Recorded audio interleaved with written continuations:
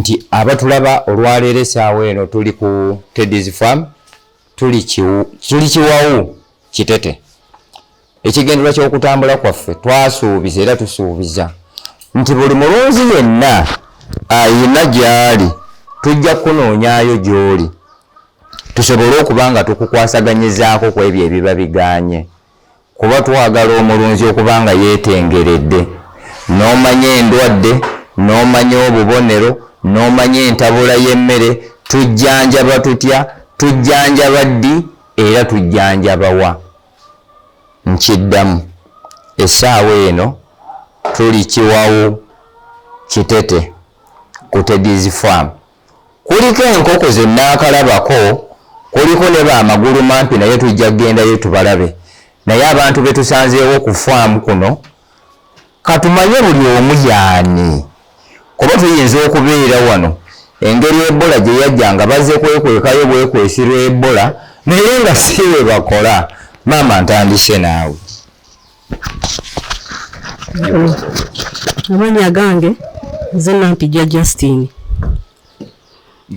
nga nkolera wano ku Kiteete Teddys farm. Neebaza omusawo okujja okutuyigiriza ebyo byonna bye tubadde tubulamu, era omusawo nkwebaza, weebale nnyo, weebalire ddala kutusomesa, era nsuubira nti by'otuyigiriza tugenda biteeka mu nkola. Bw'atyo bw'agambye neighbour w'oyo. Nsanyusa okubalaba abatulaba n'abatuwuliriza. Amanya gange nze Katende Peter nga tusinzira wano Kiteete ku faamu. Tuzze okuyiga okulunda enkoko. Amanya gange nze Nsasirwe Kefa nga nkola nga assistant manager. Olunankola olumanyi? Yeah. Nsobola okubuuka, it's okay. Yogera mu lunankole. No. Oba Lukiga. It is a side effect. Lwosinga okutegera olulimi. You speak that. Njewe olulimi lwonzi ndumufumbira, so amazina yange baranyita Nsasirwe Kefa. Nkaba nishimiye omusawo wotubonyezesa agamasaha akaba aze kutwigisha ingeri yo twarebereramu enkoko hamwe n'ibindi bitungo byose. So none kugira ngo ibyo azatubwira byose tuzabifate, tuzabihire mu nkora kandi tuzeyongereyo mu mesho. Yego. Swab. Amanya n'eddoboozi Sango Isma nga ndi manager wa farm Teddy Mixed Farm. Nsawo tweyanzege okutukyalirako, tusiimidde ddala. Bulijjo tujja tukugoberera ku mukutu, naye Katonda atuyambye tukulabyeko era ogenda kukongera otuyigiriza. Musuze mwena mlinya ya mukama waffe nembebaza byonna amanya gange nze Namatovu Constanzia nga ndi mukozi wana ate nga ndi mwana. Bw'atyo bw'agambye. Kaakati ekirungi kiri nti bonna nga bwe mubalabye, oli manager, ono assistant, maama mukozi, neighbour tambuulidde, Robert Peter supervisor. Bwe ndowooza omutwe gwe guŋŋamba yalina okumonitaringa okulaba buli kimu bwe kitambula. So kati atulaba, tusuubiza buli aba atulaba bwe kiba kyetaagisa kukyala ku faamu yo, ffe tuli beetegefu, kuba omulamwa gwaffe kwe kukyusa embeera mu bantu. Bangi badduse mu nkoko, bangi badduse mu mirimu gyabwe, naye ng'ekizibu ekibaddusizaamu kimu: endwadde, emmere n'amayumba. So mukulu Peter nkwebaza. However much nti mbadde sikumanyi. Twagala faamu eno amazima amatuufu twagala tuzifuule demonstration farm nga bwe tuba kugamba nti twagala kusomesa saidi y'ab'Emityana oba Kiwawu tuteeka wali akaguwa sasula emitwalo gyaffe 2 ojje tukusomese faamu efuna akasente omuntu agenda atandika okulunda nga kyakola akimanyi. Tusuubiza olwaleero tuzze kukyala naye ate bwe tunaakomawo tuba tuzze kukolera ddala kuba omukyazi ebiseera ebisinga ajja kulaba bulabi kikiriwo then lwaba akomyewo twagala faamu eno tugitumbule nga ne bwe kiba kyetaagisizza nti waliwo omusomo oba gwa district nga banaaba batunaba naatusasula fe tugamba nti bali bameka nti bali 100 oba bali 5 baba 5 buli omu ne bwatuwaayo siringi 15,000 kitegeeza omulimu gwa faamu gugenda twanguyira omuntu alunde naye nga kyakola akimanyi. So neebaza abatutaddemu ssente eyo gye muli nembeetondera nti newankubadde sitwatuukidde mu budde nga bukiri naye neebaza betusanzeewo tebatukaluubiridde ate ne batubuulira ekituufu nti mulimu ebimu ebiyinza okubanga ng'ebadde challenge twagala okugenda okuva wano ng'ezibadde zirowooza nti zibiika 5 mu 10 ku 7 mu nnaku 2-3 oba wiiki nga at least tufunayo ezibiika nga ziringa mu 605 kitegeeza nti there will be an improvement. Tubeebaza okulaba tujja sigala nga tulaba katudde awalala tusigale nga tukwatagana. Tuli mu kutabula mmere nga tuli ku Teddys farm. Ebintu ebyaffe tulina bikola practical. Wengambira abantu nti ebiseera ebisinga abamu mugamba nti muli baavu naye mweteekamu amalala. Kati omwami ono ow'amaasaana kikwewuunyisa okubanga wentwalanga supervisor waawo naye abulidde mu kitiiyo naye bw'ojja kuddayo weeteekemu olunkulu owoza simanyi tuli baavu simanyi economy nga nekyokola tokiina. Ebyo biba bya busiru. Omuntu alina kyakola kyenna kizibu okuŋŋamba nti tasobola kufuna ssente.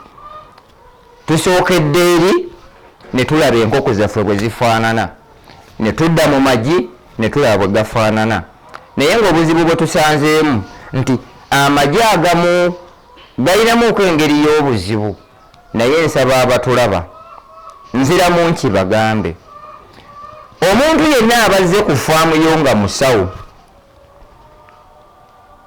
nkiddamu omuntu yenna azze nga azze ku faamu yo sooka omuwa obudde okubanga akola kyateekeddwa okukola naye obuzibu tulinamu abalunzi ab'engezigezi omanyi mumanyiira olw'okuba oyina ssente gwe n'olowooza nti ate buli zimu zijja kukola kyekyagala nze nga nze yisanze mbagamba amazima amatuufu omanye nze sibagamba bye bawoomera naye ekitutambuza ku faamu zino kwe kusangawo abantu be tuba tusanzeewo ne tukwatagana faamu tugikwasaganye esobole okuba nga omuntu afuna mu bangi bavudde mu kulunda kubatamye naye ng'ekizibu kiri eki just knowledge magezi.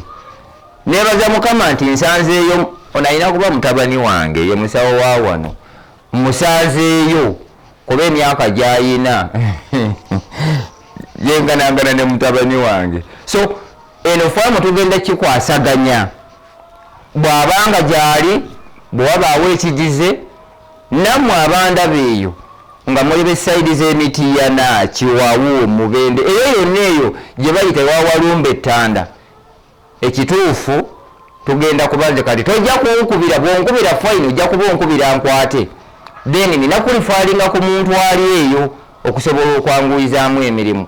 Ekisinga okututamya ku basawo bano abamu omukubira esimu nagamba nzija n'atajja tenezifa koko nezifa mbizi nezifa naye ng'ebizibu kiri kyekyo kweteekamu malala. Tugenda kutabula mmere tugenda kutabula emmere ya leeyazi ziri enkoko ezibiika si buto fomula y'obukoko obuto ndala ne fomula y'enkoko enkulu ndala tugenda kiraba kati tugibalirira okubanga eri mu kiro 10 kati twetaaga 10 Formula erikome. Pepa formula yo erikome. Kati mu ntabula nze gye nandibadde ntabulamu ziri bwe ziba nga ziri mu 3 kuba kasooli alabika ali mu kiro 3 aba mutono mu 100 aba mutono at least tugenda kugira ekiro 7 eza bulandi tuteekemu 3 okuweza ttani. Yes. Then tulyoke tuteekemu bino ebirala zinsawo 7 ze twetaaga.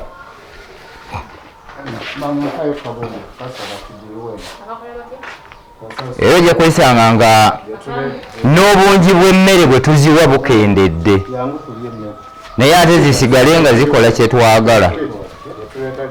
Zino 7 eza bulandi broken zibeere 3 tufune 10. Ina mpisa ekikyamu nkyogererawo nti kikyamu olya nkyawako bukyayi.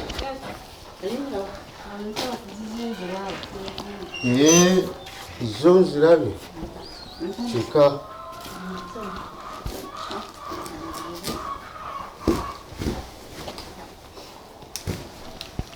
bulandi alimu empumbu bw'omukwatamu bwoti n'omuta teyeeta.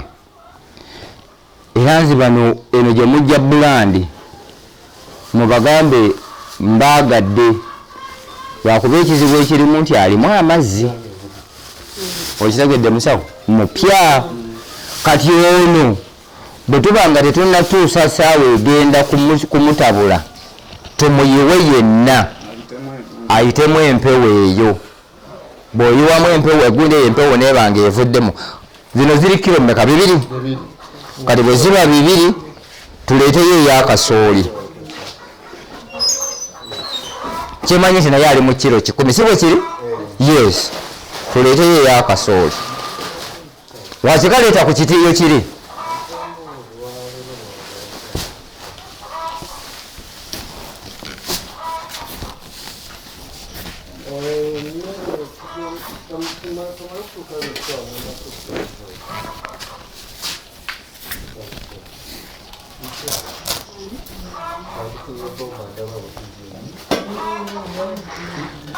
Ono gwe bayita broken maize.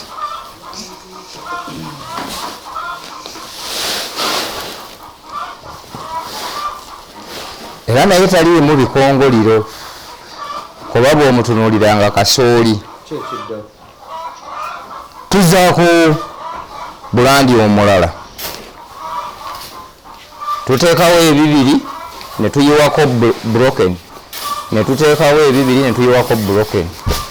Awo kiba tekigenda tumenya mu kutabula naye bw'ogamba nti tusookewo kimu tulyoke tuyiweko ekirala taata wange oba ojja kusemba ku by'okutabula anti buli ssaawa oba olina okukyuka kuba n'omuze eno n'omuze eri n'omuze eno n'omuze eri oba owedde.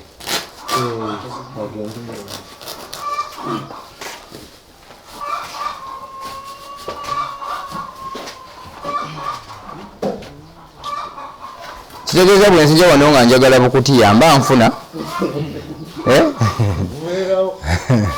kati ab'amanda. Okay. Tujja funayo ku miti mukiikeko okwo ku sayidi eri bwe kuti ng'emisana zibuukira okwo. Waliwo abayaayi abamu abaagala ossula waggulu. Bwe baba basuze waggulu kati yalirirayo obukutiya wansi bwoti. Kalimba oyo gwe ziba zikunkumusiza ekiro ekyo mumwanika akale mufune olubaati mumusiike ng'amalwa temusiriiza mubutabule mu maize brand mmere ya mbizi. Simwagalamu bukuta bwa mmwanyi naye kati ofuna emiti n'oteekako bwoti tugenda kikola wali nti ne bwe ziba zeebasa ekiro zibuukira okwo kati kalimba ono gwe ziba zisudde nga ziri ku madaala okwo eyo mmere ya mbizi olwajja babuuza mubikola mutya kaakati bangambye nti waliwo gye mubadde nga mufuna bbula kalimba oyo naye mubadde nga mutabula mutya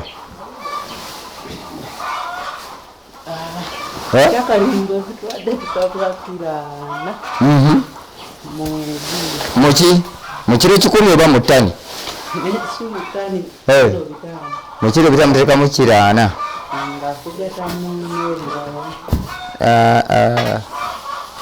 kati zino ziri kiro 4 ebya bulandi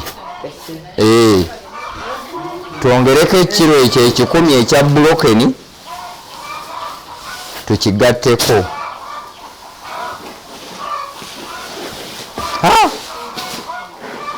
abamwita calcium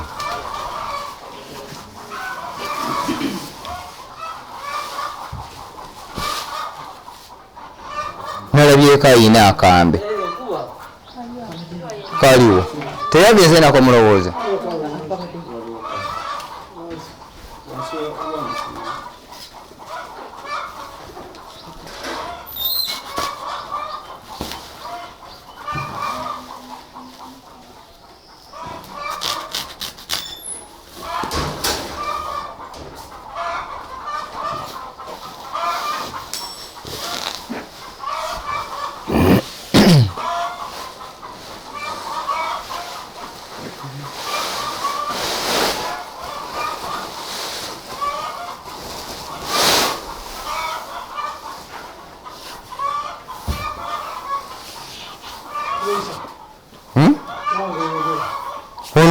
ono broken maize kati tugane twakateekamu bulandi ekiro meka 4 tubizaayo ensawo 3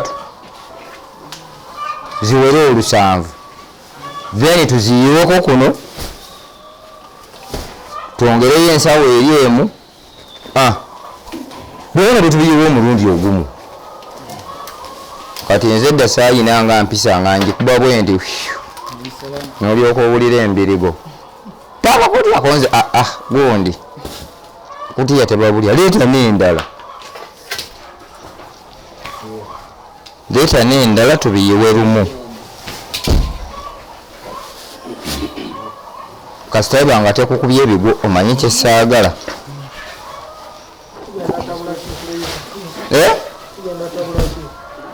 tugenda kutabula layers mash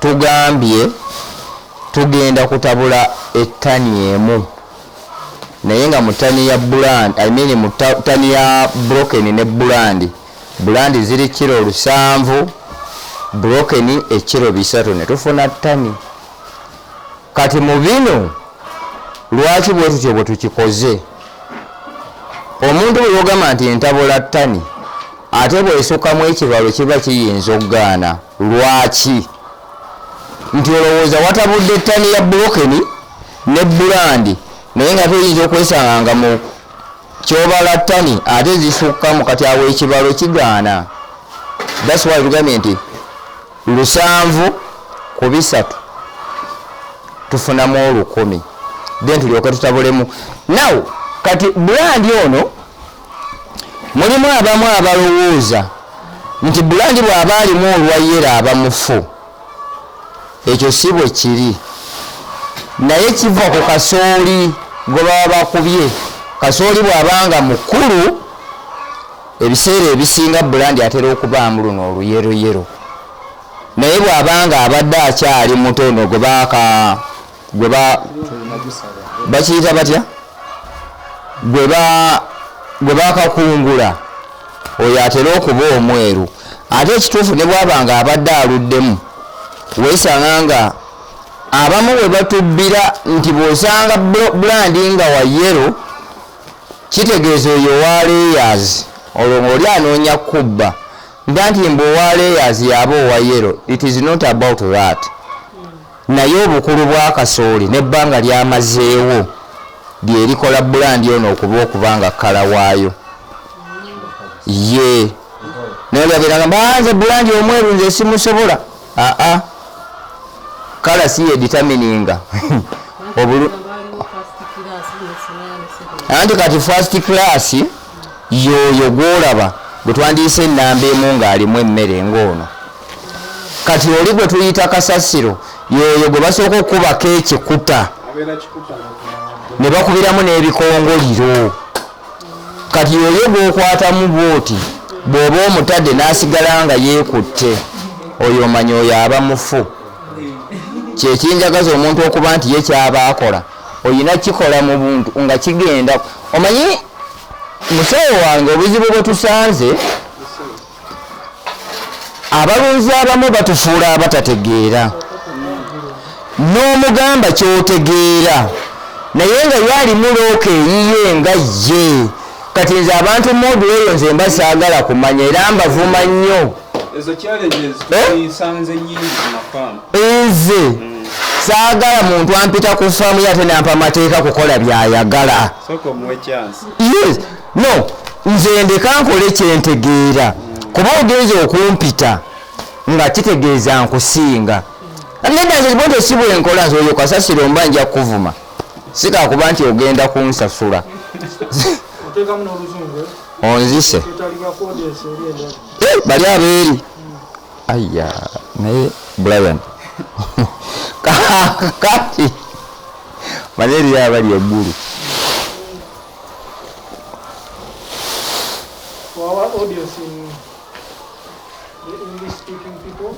kati gwe toyina lwaki tokozeeyo shotisi bbiri Brian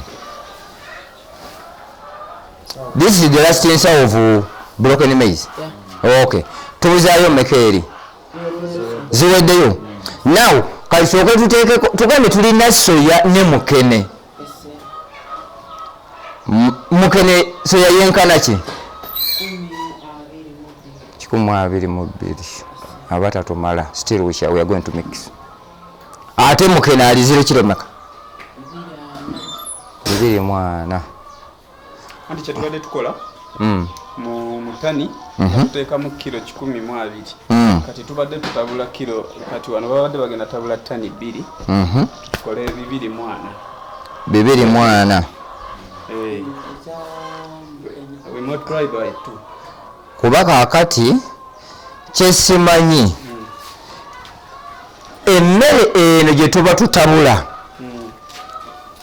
tutabula ya wiiki tutabula ya lunaku tutabula ya mwezi ebeera ya nnaku izite nnaku musanvu that's a week kati ekitegeeza nti bweba ttani eba ya wiiki ekitegeeza ttani 2 zeza wiiki meaning nti bwe tuddamu okutabula tugenda kwongerako ku bungi bwa brokeni asobole okugenda mu bulandi but all in all kati tukikola practical ali atulaba asobole okutegeera kye tugenda okukola so saagala ogambe nti ate baatugambire omanyi mwogera nnyo nze ekisinga okuntama ye muntu ayogera ebyekisiru ffenna nga bwe tuli wano teriyayo mulimu guno nga kwegamba yabaatisa mubaatise twagala kubalaga ntabula ya mmere now what we do kati yenna tumusimulule bulandi tumanye nti tutabudde nga tukozeseza soya ne mukene then bwe tugenda okuddako tumanye nti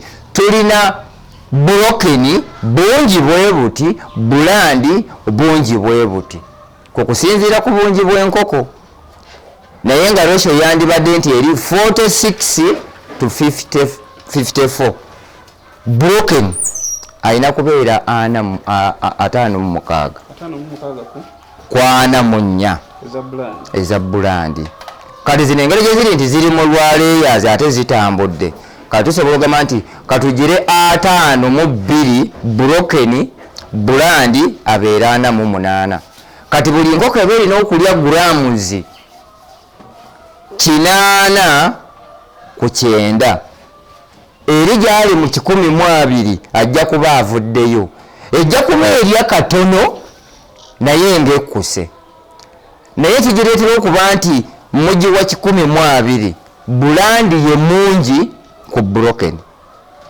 okitegedde yes kuba kaakati kye twagala okulaba nti erya katono ng'akamere kangi okusinga tunagipiika bulandi lwakuba nti advantage gyemuyina nti gyemujja bulandi temumugamba nti nabaddeko wanajja baseera bulandi ali first class oyo mwagadde kati noli tumuleete bulandi tumusimulule ng'ekituli tugenda kutanibula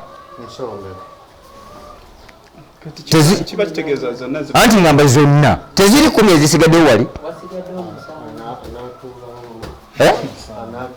no bwe tumusimulula wali bwe tutyajaawo musawo mbadde ninamu okutangaza nti gundi eno ejja kuba nene hiipu kyeŋŋamba nti tuddire gundi ziri yo etabulwa waneno wagenda creating waba wavaawo kati tuddire mukene tusooke mukene tuleete muno awo bijja kuba bitabulwa ezo ziri kilo mmeka 51 yiwako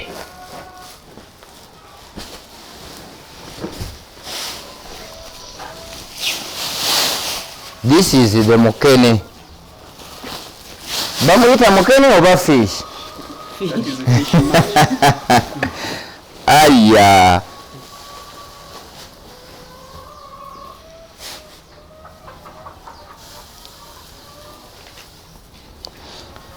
mukene alimu amayembe bw'omukwata n'omufuuwamu bw'oti amayembe gali gonna gafuumuuka